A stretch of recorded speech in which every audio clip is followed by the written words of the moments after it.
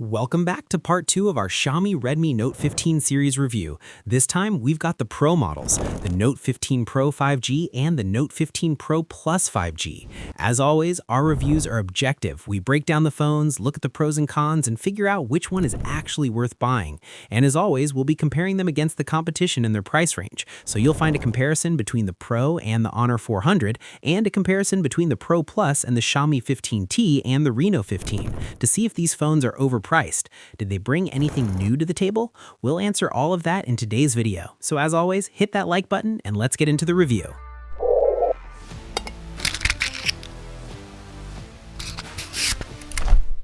Both phones share the same general design from the back, with a camera layout that feels slightly square. The Pro Plus feels a bit more premium since it has a leather back, and it's definitely faux leather in the brown color option.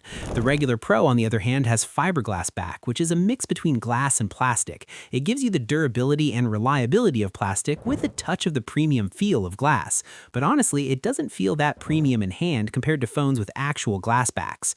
Both phones have fully plastic frames, and the claim that the Pro Plus has a metal frame is simply not true. They might be talking about the internal frame, but the external frame you actually feel in your hand is plain plastic. The Pro Plus has a quad curve design. What does that mean?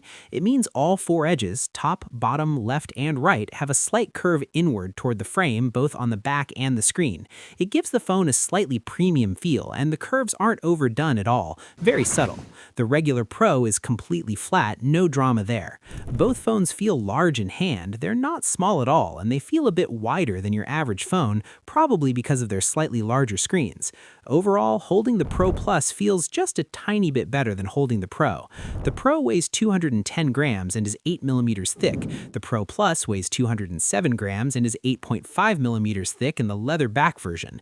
Xiaomi is really pushing the durability and reliability angle on these phones, claiming they can survive drops from up to 2.5 meters, which is a pretty big number. They're probably confident in the internal build and how the internal components are secured, but honestly, I don't think anyone's dropping their phone on purpose. What Xiaomi is saying is that the internal components won't be damaged, and that's what matters. But the external chassis, the back or the plastic frame, will obviously scratch if it hits asphalt. Even a metal phone would scratch, so that's just the reality. The point is, these are well-built phones internally, and they're also water-resistant with IP68 and IP69 ratings, the highest water resistance certifications out there. So in terms of protection, both phones are solid. Now, the most standout feature of these phones is the displays. Both have 6.83-inch AMOLED 1.5K screens at 120 Hz, 68 billion colors with support for HDR10+ and Dolby Vision. Both screens gave me basically the same experience. The only difference is that the Pro Plus has a quad curve display while the Pro is flat. Both have very thin bezels. And real quick, if you watched our Xiaomi 15T review, even the base model, not just the Pro, I praised the screen. Xiaomi is using the same display technology from the 15T in both of these phones. Even the cheaper Pro has an excellent display, just as good as the Pro Plus.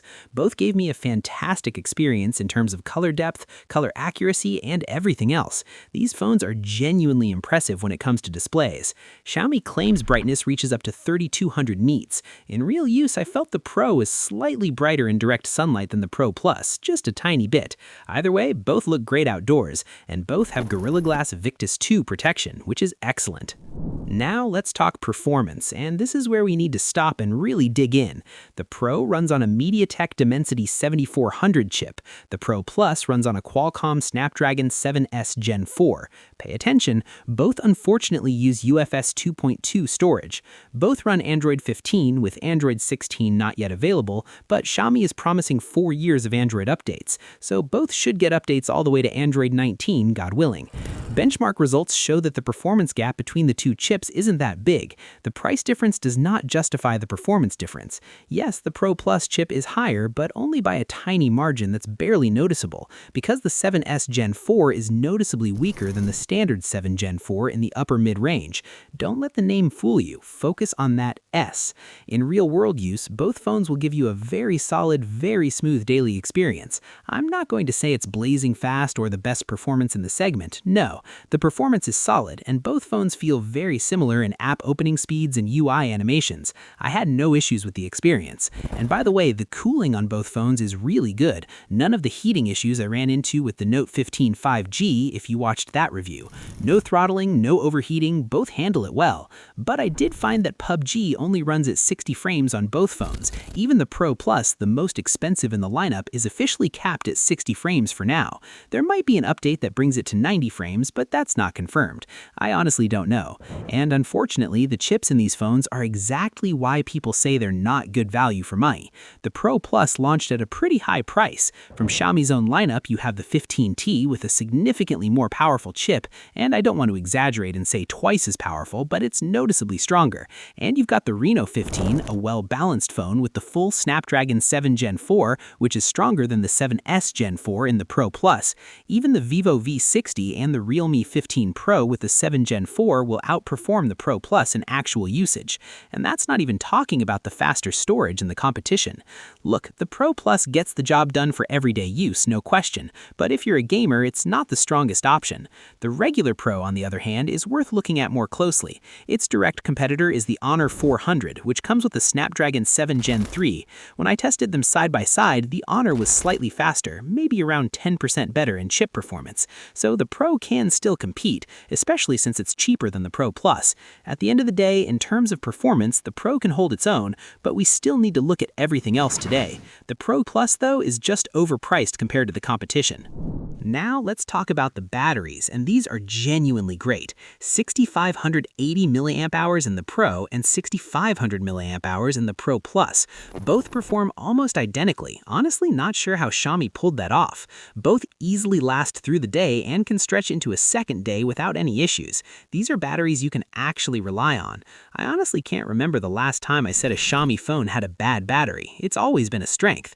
Now for charging, and this is where Xiaomi kinda dropped the ball. The Pro charges at 45 watts, taking about an hour and 15 minutes to fully charge. That's just not fast enough, especially when the Honor 400 in the same price range charges at 80 watts. The Pro Plus, though, comes with very fast 100-watt charging, filling up in about 45 minutes. That's genuinely impressive for the upper mid-range. Someone's going to bring up that the old Redmi Note 14 Pro Plus had 120 watts, and I get that, but Chinese manufacturers have started pulling back on 120-watt charging because of the heat issues it causes for the battery. Both phones also support 22.5-watt reverse wireless charging. The in-display fingerprint sensor on both is fast and reliable. Both have a secondary noise-canceling microphone. NFC is included. There's an IR blaster for controlling home appliances. Always-on display works, turns on and off. The proximity sensor is software-based. It worked fine in apps, but during calls it locked the screen a bit too early even before you brought the phone to your ear. It's designed to be smart about it, similar to the smaller Note 15 4G and 5G, and the software handles it well enough, no major issues. Now, one thing I really liked about both phones is the haptic feedback. The vibration motor is genuinely good on both, and the speakers, loud and clean. Honestly, these are some of the best sounding phones in their price range. The audio quality is really impressive. Connectivity and Wi-Fi, I tested both phones and had zero issues. Now let's wrap up with the cameras. Both phones come with the same rear camera setup, a 200-megapixel main lens with an f.17 aperture and optical image stabilization, a secondary 8-megapixel ultra-wide lens with an f.2 aperture, and unfortunately, even the Pro Plus, the most expensive in the lineup, has no telephoto zoom lens. The selfie cameras are different though. 20 megapixels on the Pro and 32 megapixels on the Pro Plus, both with an f.2 aperture. Both phones shoot 1x and 2x portrait shots using the main 200 megapixel lens. Rear video goes up to 4K at 30 frames per second with stabilization, but the selfie camera, unfortunately, is capped at 1080p. No 4K selfie video across the entire lineup, and that's something I really didn't like. Anyway, let's see how the cameras actually perform. Will the chip difference show up in camera processing? And where do these phones stand against the competition camera-wise? Let's find out. But hey, pay attention to the screen. Crank up the brightness on whatever quality you're watching at so we can really focus on the details together. First shot. Outdoors in sunlight, 1x, portrait. Both phones look great. Let's try 2x zoom portrait. The Pro Plus looks really good. The Pro struggles. Second shot, harsh direct sunlight, 1x. Processing difference clearly favors the Pro Plus. 2x zoom portrait. And just so you know, this is a tough shot. Not every phone can nail it like the Pro Plus does.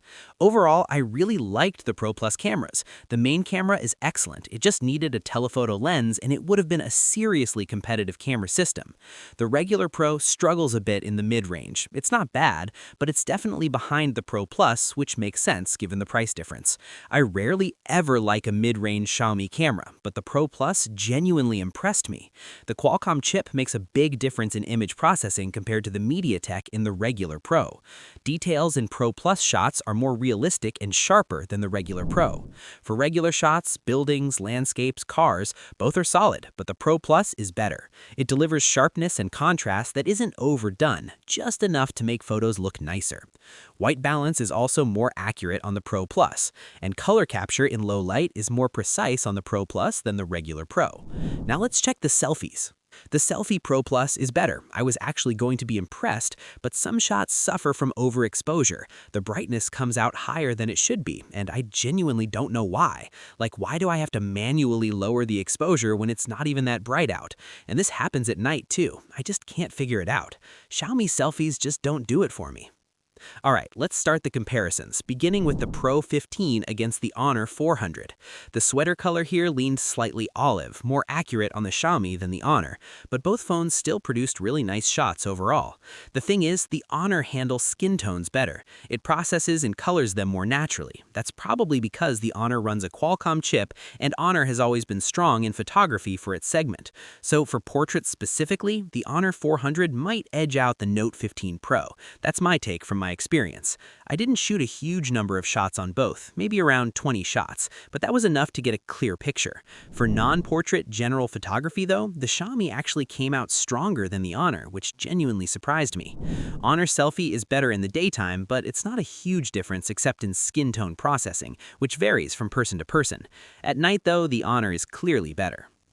Now let's move to the Pro Plus and compare it to the big guns in its segment, the 15T and the Reno 15. First shot, 1x portrait. Honestly, the one I liked most here, the Pro Plus, went head-to-head with the Reno, and the 15T was behind both. 2x portrait. The Note is seriously impressive and beats both the 15T and the Reno in portrait shooting. But guys, the Pro Plus doesn't have a zoom lens, so the Reno and 15T can shoot zoomed portraits and they'll obviously look better on the Reno. Second shot, in the shade. Here, the Oppo is strong, then the Note, then the 15T. 2x portrait, the Oppo is outstanding, then the Pro Plus, but the contrast is a bit high. The 15T didn't even come close.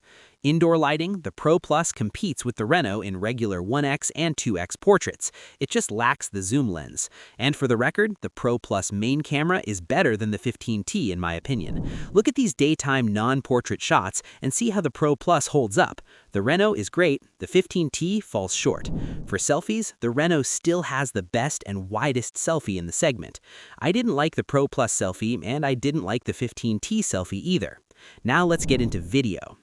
For video on the Pro models, both shoot up to 4K at 30 frames. Solid. Both have 200 megapixel sensors with optical stabilization, and there's video stabilization while shooting in 4K. But the Pro Plus produces better video quality than the regular Pro. Overall, the Pro Plus cameras are just better, guys. Is it because of the Qualcomm chip, or is this intentional from Xiaomi to make the most expensive model stand out in camera experience? We'll find out together when we put both videos side by side on the same display.